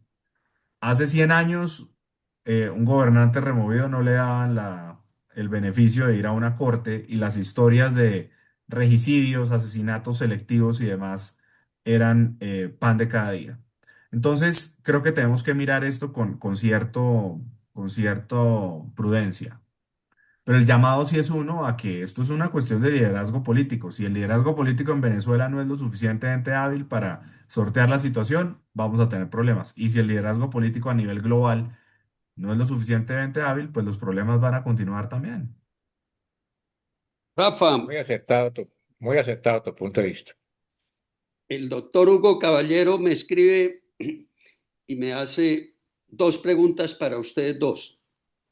Dice, la captura de Maduro fue uno de los objetivos, pero ¿fue eso solo uno de varios objetivos que busca Trump? ¿Cuáles fueron los otros objetivos, de acuerdo a la opinión de ustedes? Y hace otra sobre María Corina que dice, ¿les parece que María Corina reúne las calidades para ser presidente democráticamente? No veo a González de presidente, ¿ustedes lo ven? Entonces, yo creo que ya se ha hablado parte, pero me Sí, gustaría yo que las había visto y por eso tal vez no las hice expresamente, pero creo que en parte ya se habían contestado. Pero Julio, no sé si quisieras complementar algún tema de estas preguntas. No, yo creo, Rafael, que están contestadas en gran parte. Eh, lo de María Corina, pues lo sabemos y está esbozado y parece bastante claro. Y naturalmente yo pienso, porque así lo expresó también el presidente de los Estados Unidos, hay necesariamente un interés petrolero de los Estados Unidos. Venezuela es un país que, vuelvo a repetir, tiene las mayores reservas de petróleo del mundo. Ya en este momento, la franja bituminosa del Orinoco, que no se podía explotar porque tenía un crudo demasiado pesado, ya se puede explotar, ya se puede sacar. Además, es rico en hierro, gran productor de bauxita. Entonces, hay una serie de condiciones en que naturalmente Venezuela tiene esa condición privilegiada.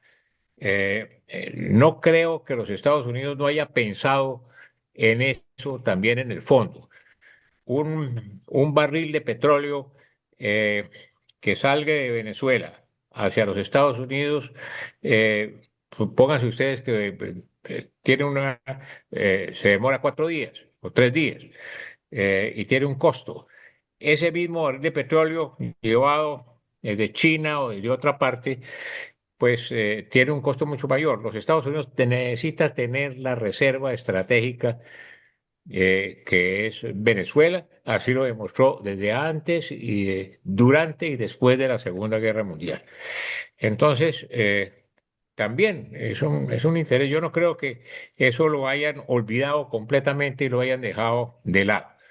El hecho de que haya empresas como Chevron, que han estado actuando en Venezuela, etcétera. Eso quiere decir que los Estados Unidos también miran esa condición y la importancia económica y estratégica que tiene Venezuela para los Estados Unidos. Yo quisiera agregar a esto y a la pregunta que nos hacían sobre Edmundo González y María Corina, un tuit que publicó Edmundo González hoy, eh, hace, bueno, ya unas 12 horas, un poco más, donde dice lo siguiente. Publica unas fotos de él reunido con Felipe González, el expresidente del gobierno español, y dice, los procesos de transición democrática no son lineales ni simples.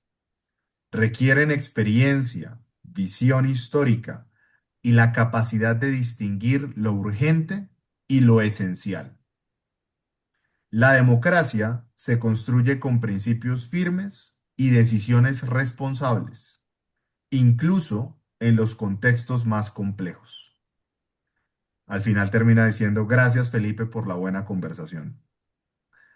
Yo no sé si el señor González tenga o no algún día la posibilidad de ocupar la presidencia de Venezuela, pero este es el mensaje de un estadista.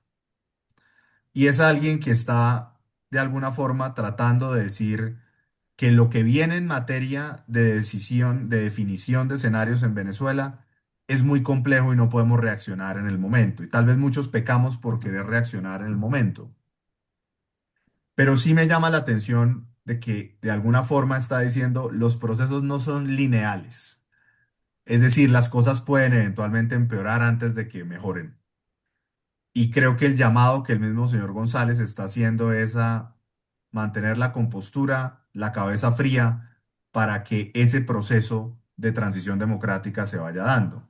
Y también me parece interesante que hable de que existe un proceso de transición democrática, porque si bien uno puede dudar de si eso está ocurriendo ahora, por lo menos él, como ganador de las elecciones de 2024, está diciendo que va a usar su capital político para llevar esa transición hacia adelante, que es interesante porque si ustedes miran, Macron, por ejemplo, lo señalaba que debía darse ese proceso de transición hacia un gobierno de González. Mark Carney, el primer ministro de Canadá, lo señaló ayer. También otros representantes de la Unión Europea y presidentes de gobiernos europeos De manera que hay que darle también tiempo a María Corina, al señor González, para que ellos puedan hacer su caso y ver si son capaces o no de iniciar ese proceso de transición democrática en esos tiempos. Entonces, a la pregunta de si es Edmundo González capaz, yo creo que no sé si la historia lo juzgue por si es capaz o no de ser presidente de Venezuela, pero si es capaz de iniciar el proceso de transición a la democracia, creo que va a ser un aporte fundamental a la historia de su país.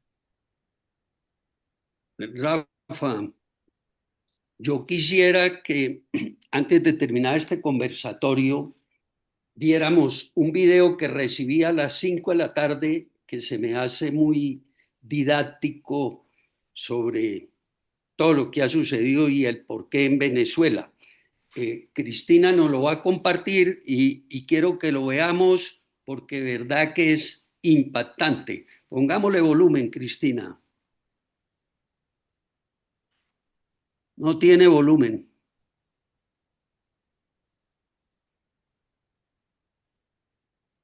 No se oye. Creo que es que se tiene que ajustar al parlante del Zoom.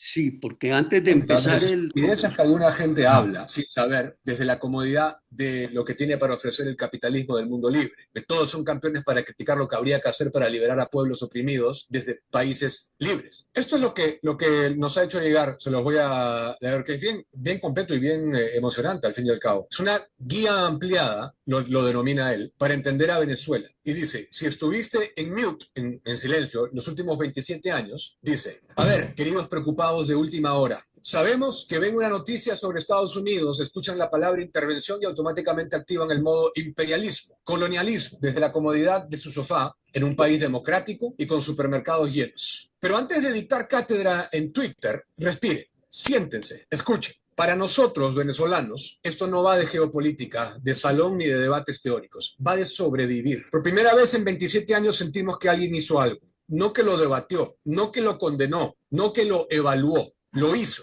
No estamos celebrando la guerra, estamos celebrando la posibilidad remota pero real de que termine la pesadilla. Aquí les dejamos una explicación con peras, manzanas y un poquito de memoria histórica. 1. La falacia del experto de sofá o el eterno ¿y tú qué hubieras hecho? Siempre aparece alguien diciendo es que la violencia no es la vía. Las cosas se deben resolver por la vía democrática. Suena bonito, suena civilizado, suena académico, pero permíteme preguntarte algo sinceramente y sin sarcasmo. ¿Cómo lo hubieras hecho tú? No me digas lo que no harías. Dime la alternativa realista. Elecciones, las hubo, varias, y se robaron todas. Diálogo, fueron años de diálogos, mediaciones, mesas, foros, encuentros. Mientras dialogábamos, ellos se encarcelaban, torturaban y compraban más fusiles. Presión internacional, hubo sanciones, denuncias, informes de la ONU. Resultado, cero. La verdad incómoda es esta. Si fuera por muchos de ustedes, desde su distancia moralmente cómoda, no se hubiera hecho nada. Y mientras tanto, se nos fue la juventud, se nos fue el país, se nos fue la vida. Y no, tu título universitario no te pone por encima del dolor de un pueblo. Tu doctorado no resucita a los ejecutados. Tu neutralidad no alimenta a un niño hambriento. Vienen a robarse el petróleo, dicen por otro lado, ¿no? Un spoiler, ya se lo estaban robando. Cada vez que pasa algo en Venezuela aparece el argumento comodín. Es que van por el petróleo. Vamos a hablar claro, el petróleo ya se lo estaban llevando. Rusos, chinos, iraníes, cubanos, y no vinieron para hacer turismo cultural. La diferencia es que antes lo saqueaban, destruían PDVSA, exprimían el país, y aún así el venezolano seguía pobre, hambriento y reprimido. ¿Que ahora también hay intereses económicos? Claro que los hay. El mundo funciona así desde que existe la humanidad. Y aún así, desde el dolor más crudo, muchos venezolanos pensamos, si la condición para recuperar la libertad es que se queden con parte del petróleo, pues que se lo queden. Porque ¿de qué sirve que el petróleo sea nuestro si el pueblo muere de hambre en su propio país? La riqueza nacional no es riqueza si solo enriquece a un tirano. ¿Dónde está toda esa preocupación antes? Aquí es donde ya uno no sabe si reír o llorar. Durante años se desplomó la producción petrolera. Cerraron empresas, industrias, fábricas, colapsó el sistema de salud y del mundo progresista sensible hubo cero, silencio. Más de 8 millones de venezolanos caminando por selvas, huyeron por caminos, fronteras. Madres pariendo en carreteras, Niños durmiendo en terminales y hubo silencio. Hubo presos políticos, torturas, desapariciones, persecución, adolescentes golpeados, estudiantes asesinados, periodistas encarcelados y hubo silencio. Pero ahora sí aparece defensores de la soberanía, analistas de escritorio, filósofos del pacifismo selectivo preguntando ¿y por qué se meten ahora? Porque cuando gritamos solos nadie escuchó y ahora que el pueblo venezolano respira esperanza, resulta que ahora sí opina. Las matemáticas de la empatía, para el que aún no lo entiende. Antes de opinar sobre Venezuela, lean estos números sin mirar hacia otro lado. 36.800 víctimas de tortura, 10.000 ejecuciones extrajudiciales, 18.305 presos políticos, 90% de un país sumido en la pobreza, hospitales sin insumos, niños desnutridos, abuelos buscando comida en la basura. Esto no es un debate ideológico, es una tragedia humana. Y si lo decimos sin miedo, entre soberanía con tortura e intervención con esperanza, preferimos la segunda 1000 veces. Porque la verdadera pérdida de soberanía no es que intervenga otro país, es que tu propio gobierno te trate como enemigo. Lo que realmente queremos, y no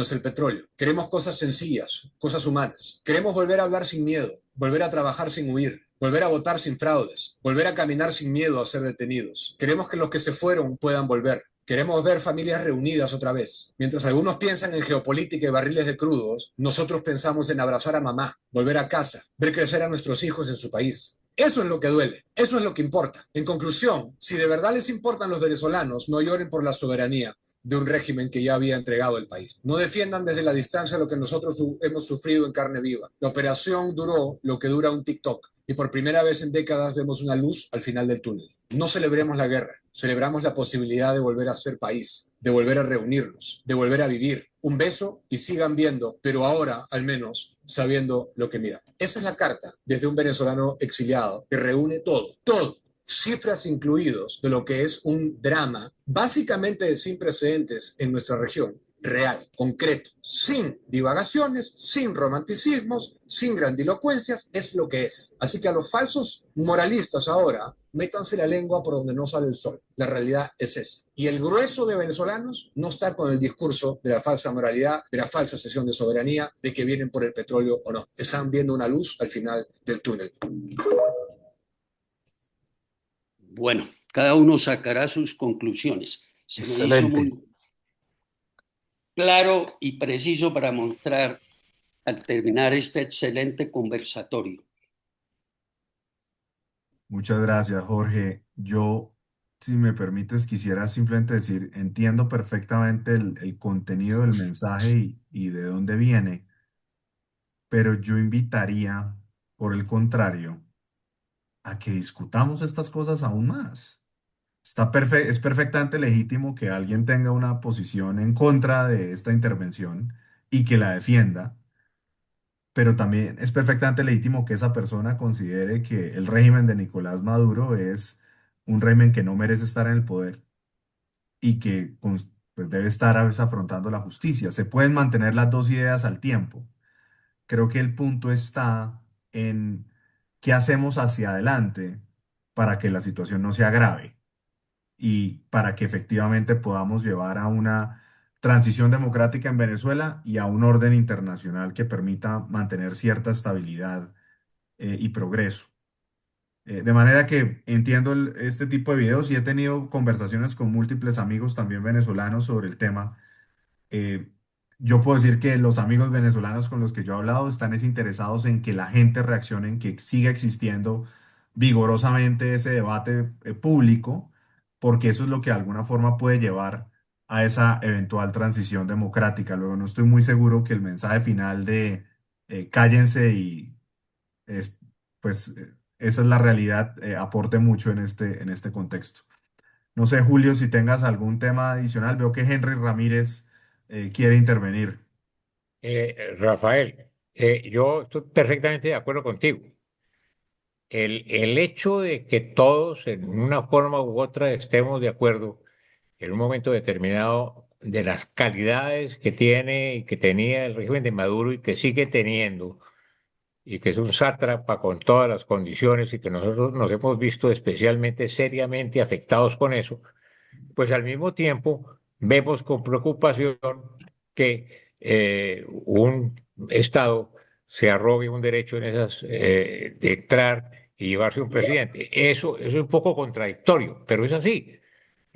Así es que comparto ese punto de vista, que no necesariamente son posiciones opuestas. ¿Tú vas a jugar tenis No, con consola? es una situación real que se No, que iba a presenta jugar. y naturalmente yo creo que muchos están en esa disyuntiva, por decirlo así. De acuerdo. Henry, por Rafa, favor. solamente es una pregunta y no para que se responda aquí y producto de una reflexión del video que nos compartió Jorge. La pregunta es, ¿y Colombia? ¿Y qué hacemos para no tener que llorar sobre la leche derramada y que tengamos que sufrir 27 años para hoy todavía estar en una incertidumbre? Pero ¿cómo sacar adelante a Colombia sin descalificaciones, sin creernos los dueños absolutos y poseedores de la verdad, sin creer que únicamente el candidato que válido es totalmente satisface nuestros deseos, nuestras eh, ansiedades, creemos que es la persona indicada para dirigir al país, sea el que tiene que ser, porque es el que yo creo y el que yo considero y no pensemos en que el país es mucho más lo que está en juego hacia el futuro y que la persona que elijamos, partiendo del principio de que ya aquí tengo las cifras, definitivamente el actual sistema de gobierno que tenemos tiene entre el 30 y el 40% de la votación.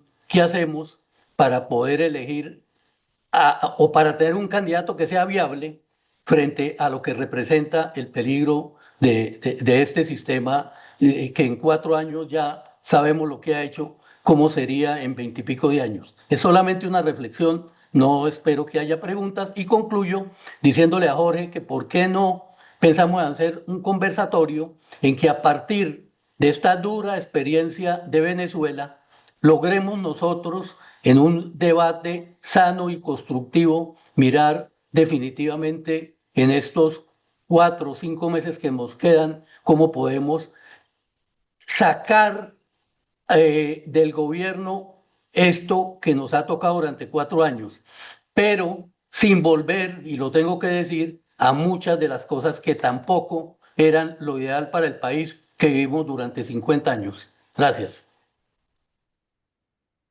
Muchas gracias, Henry. No sé, Julio, ¿tú quisieras comentar algún tema? Yo creo que naturalmente de la experiencia de Venezuela se derivan una serie de incógnitas y de experiencias para Colombia mismo. Yo creo que eso es absolutamente evidente. Nosotros no podemos cometer el error de no darnos cuenta de la situación de un país vecino como Venezuela y no asumir las experiencias sobre ese particular, especialmente cuando esas experiencias tocan el interés nacional, la vida de los colombianos. Entonces, sin duda alguna, eso habrá que analizarlo y supongo que el gobierno estará precisamente analizando toda esa situación y los candidatos a la presidencia de la República también, porque aquí hay una serie de experiencias muy importantes que se deben tener hacia el futuro, es lo que yo pienso. Gracias. Roberto Orozco. Gracias, muy amable por la invitación. Gracias por darme la palabra. Ha sido muy interesante todo lo que se ha mencionado, pero creo que hemos olvidado un poco las consecuencias de las posibles confesiones que puede tener el señor Maduro, las implicaciones que puede tener con muchos sectores políticos a nivel de América Latina, Europa y los grupos terroristas, incluido Irán. ¿Pueden hacer alguna disertación sobre este tema, por favor? Julio, ¿quieres empezar? A ver, Rafa, arranca. No, yo creo que hay un tema acá interesante y es desde el punto de vista legal. En el sistema penal de los Estados Unidos, em, hay toda una instancia que permite que quien se encuentra preso o quien es objeto de algún tipo de medida de aseguramiento entre en negociaciones con el Estado a cambio de información. Em, no voy a opinar sobre qué pueda pasar en el caso, en el contexto del señor Maduro, pero sin duda alguna, ahí hay herramientas que permitirán obtener una información que va a estar en, digamos, bajo el control de los Estados Unidos y del aparato judicial de los Estados Unidos. Entonces, esto es para decir que en ese contexto de la pregunta, hay que tener muy presente qué uso le vaya a dar Estados Unidos a esa información, con qué efectos se vaya a dar. No creo que esta sea información que vaya a ser asequible al público inmediatamente. Va a tener un tratamiento con unas finalidades específicas. Y creo también, y esto es un tema que vamos a tener que revisar con el paso del tiempo, es que las cortes norteamericanas van a empezar a tener mayor injerencia en el juzgamiento de este tipo de líderes. Eh, la actuación que vimos judicial en los últimos días muestra que hay una conciencia en Estados Unidos de que sus cortes pueden ejercer jurisdicción penal universal, o por lo menos no una jurisdicción penal extraterritorial, corrijo. Y eso es importante porque entonces si se empieza a ver que las cortes de Estados Unidos pueden tener esa efectividad, pues eso es muy distinto de que, por ejemplo, alguien que va a la Corte Penal Internacional, que muchas veces funciona, otras veces no, que depende de la voluntad de los tratados, pero ya unas cortes de Estados Unidos con el poder del aparato militar norteamericano, eso es otra cosa. Entonces, yo creo que hay muchas personas que están haciendo una nueva evaluación de riesgos, hay mucho delincuente haciendo una nueva evaluación de riesgos después de esto que le pasó al señor Maduro. Julio. Estoy completamente de acuerdo contigo. No hay que olvidar que el señor Trump se fue contra la Corte Penal Internacional por incapaz y por haberse metido en el asunto con Israel y haber condenado a Netanyahu. Eh, Como tú dices, la Corte Penal Internacional tiene un marco determinado y el hecho, como muchas veces se pidió, de que no avanzara en un momento determinado sobre las causas contra Maduro que estaban incoadas en la Corte Penal Internacional, entonces ha hecho que haya escepticismo sobre la eficiencia de la Corte Penal Internacional en determinados casos. Entonces, eso que tú señalas, que en un momento determinado los tribunales norteamericanos empiezan a tener un rol fundamental frente a determinados casos, es absolutamente evidente. Lo hemos visto incluso en muchos casos de mandatarios norteamericanos, perdón, mandatarios centroamericanos, que han sido simplemente llevados a la cárcel en los Estados Unidos por diferentes delitos, por narcotráfico, por violación de derechos humanos, etcétera. Eso que tú dices se me hace sumamente pertinente y naturalmente va igualmente en contra al detrimento de la Corte Penal Internacional, que todo el mundo decía vamos a ir a la Corte Penal Internacional, pero la Corte Penal Internacional, como todos sabemos, solo actúa en determinados casos y en determinado marco. Yo, para terminar, Julio, no voy a hacer la típica pregunta de la bola de cristal que hacíamos cuando cerramos nuestras sesiones, pero sí hay una pregunta que me parece muy buena que puso acá en el chat Héctor Murcia, Héctor Horacio Murcia. Y en realidad hace dos preguntas, pero hay una que vale la pena mencionar, y es, dice, en su intervención luego de la captura de Maduro, Trump invocó la doctrina Monroe, en realidad habló de la doctrina Donroe, como justificación de la intervención de los Estados Unidos en Venezuela y seguramente en otros países.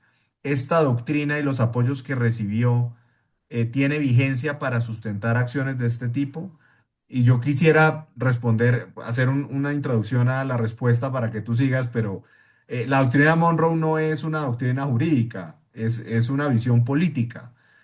No tiene sustento actual en los tratados internacionales o en las normas internacionales, y precisamente el problema que estamos viendo es que hoy chocan esa visión de las relaciones internacionales con el orden del derecho internacional establecido. Entonces, la pregunta que surge es si el derecho internacional o el esquema actual del derecho internacional va a prevalecer sobre doctrinas como la doctrina Monroe o si no lo hace. Porque aquí, bueno, estamos hablando de Venezuela, pero quienes han seguido las noticias seguramente vieron que ya el primer ministro de Dinamarca tuvo unas palabras bastante directas hacia los Estados Unidos, señalándole que no iba a tolerar más que siguieran invocando su derecho para hacerse con Groenlandia. Este tipo de cosas siguen existiendo. Entonces, vamos a tener que monitorear ya los efectos globales de esta doctrina Monroe y su visión bastante expansiva del poder presidencial norteamericano. Julio. Completamente de acuerdo contigo, Rafael. Eh, lo que pasa es que todos hemos visto cómo fue la situación desde el principio con respecto al canal de Panamá. El presidente de Panamá fue sumamente severo al principio, patriota, no permitiré que haya tropas norteamericanas otra vez en territorio norteamericano, que nos costó sangre, y tuvieron a los 3 días que modificar su situación y su actitud frente a los asuntos del canal y la presencia de tropas norteamericanas en Panamá como están ahora con cualquier pretexto. Entonces, y eso se está viendo en todas partes. Entonces, yo creo que eso es absolutamente evidente. Así es que lo único que nos queda por ahora es ver cómo se desarrollan los acontecimientos. Yo creo que esta sesión eh, que tú has organizado, Jorge, es sumamente importante porque a Colombia, más que a cualquier otro estado, para Colombia, más que para cualquier otro estado, la situación de Venezuela tiene efectos inmediatos. Sobre eso no nos podemos equivocar. Entonces, se me hace, debían estar todas las universidades y todas las entidades analizando precisamente, seriamente y objetivamente cómo van a ser las cosas y los efectos que pueden tener cada una de las alternativas que se presenten como sucedió en un momento determinado. Yo para cerrar solamente quiero recordar un hecho. Eh, Antes del año 1990, el comercio entre Colombia y Venezuela era mínimo. No obstante, el pacto andino y todas las cosas era un comercio mínimo.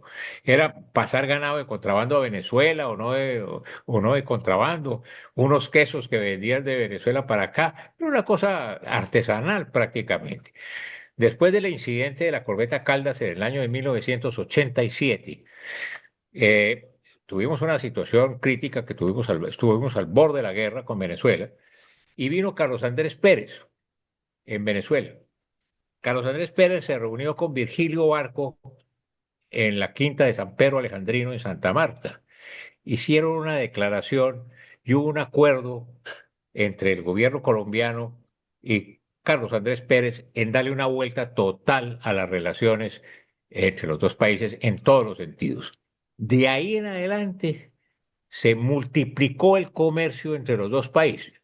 Se llegó a inversiones de 7.000 millones de dólares y una balanza comercial de 7.000 millones de dólares entre los dos estados. ¿Eso qué quiere decir? Que la economía va ligada estrechamente entre Colombia y Venezuela a la situación política. Sobre eso no hay duda ninguna. Ustedes recuerdan que numerosos empresarios e inversionistas colombianos se quedaron ahogados cuando llegó Chávez y impuso una serie de medidas internas en Venezuela. Entonces, aquí hay una serie de efectos fundamentales. Nunca se me olvida tampoco cuando el señor Chávez, en una de sus bravatas, que también las tuvo Maduro, cerró la frontera entre Colombia y Venezuela afectando a casi todo el país.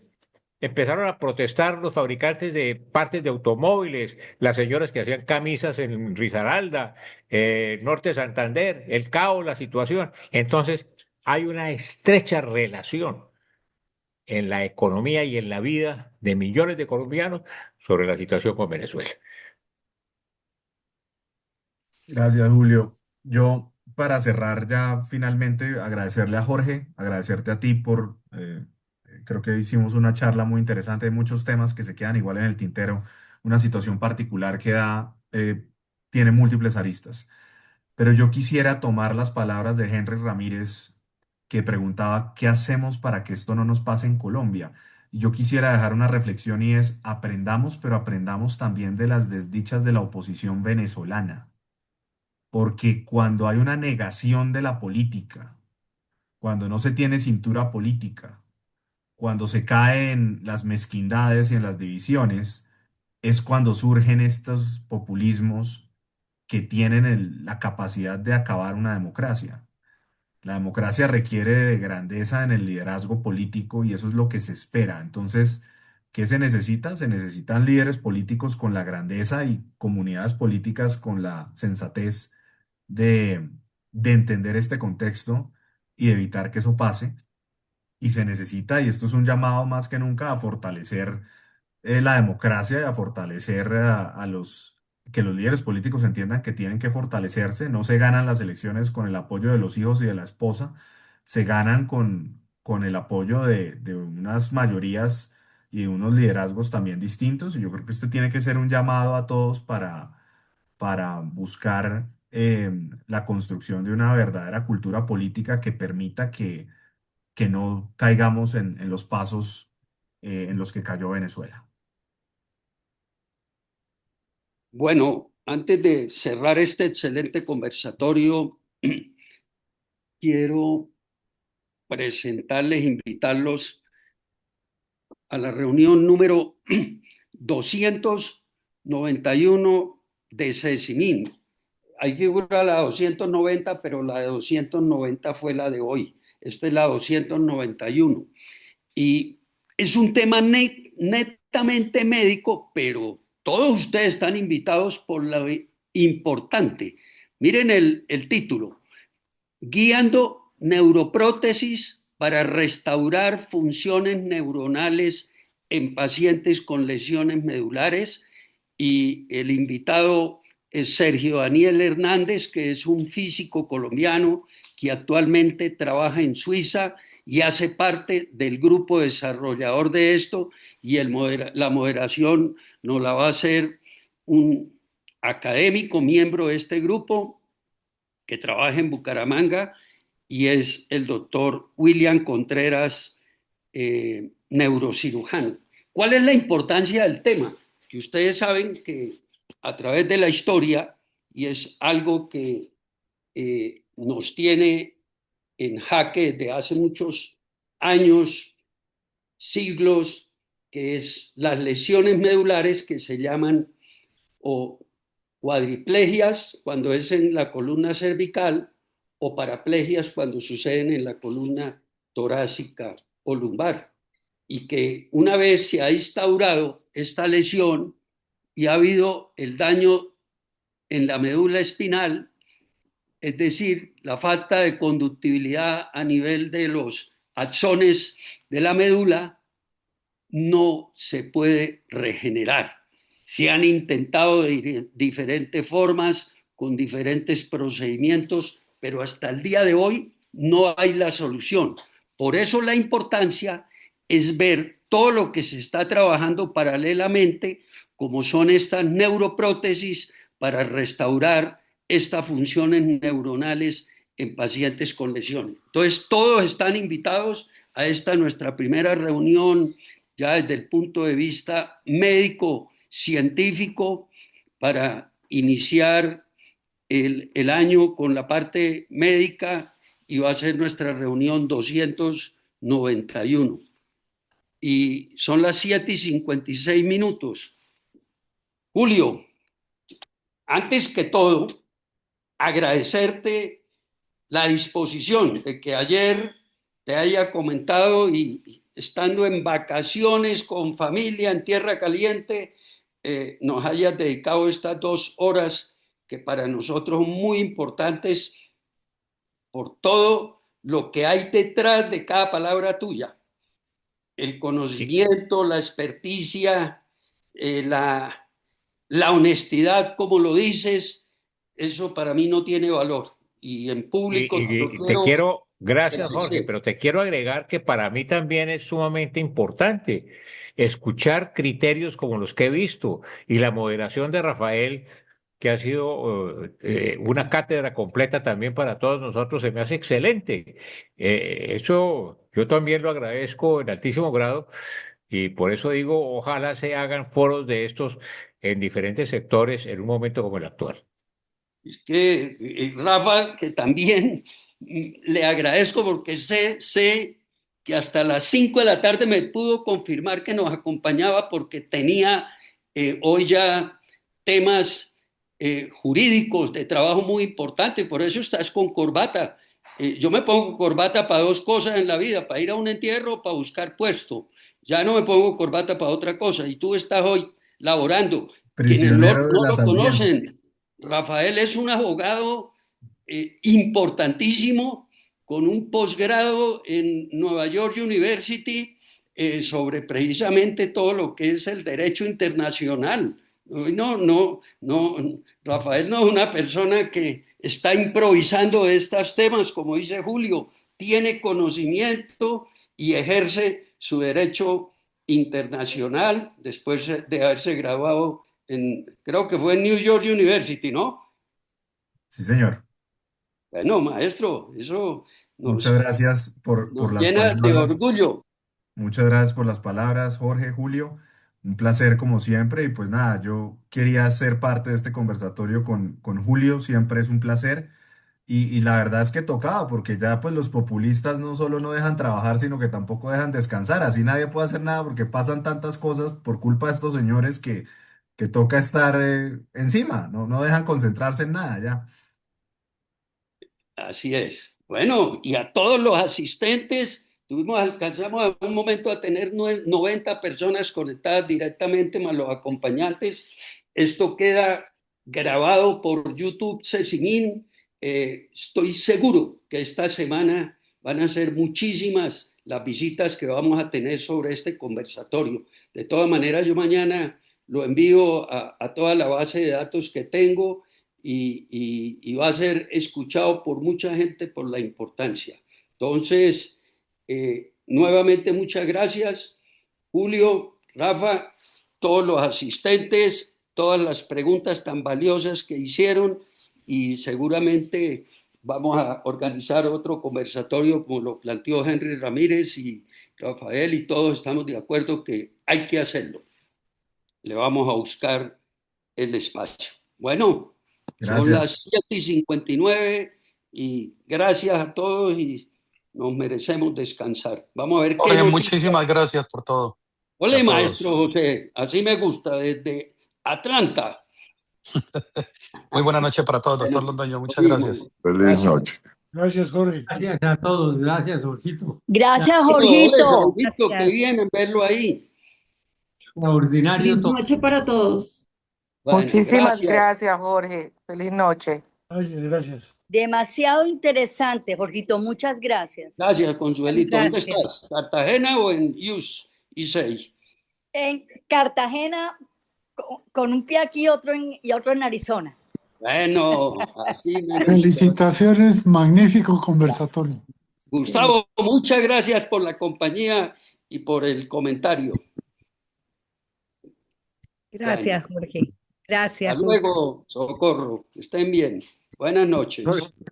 Muchas gracias por la invitación y por la convocatoria. Un abrazo. Oh, maestro, gracias por la compañía, maestro Rafa. Bueno, muy bien, adiós.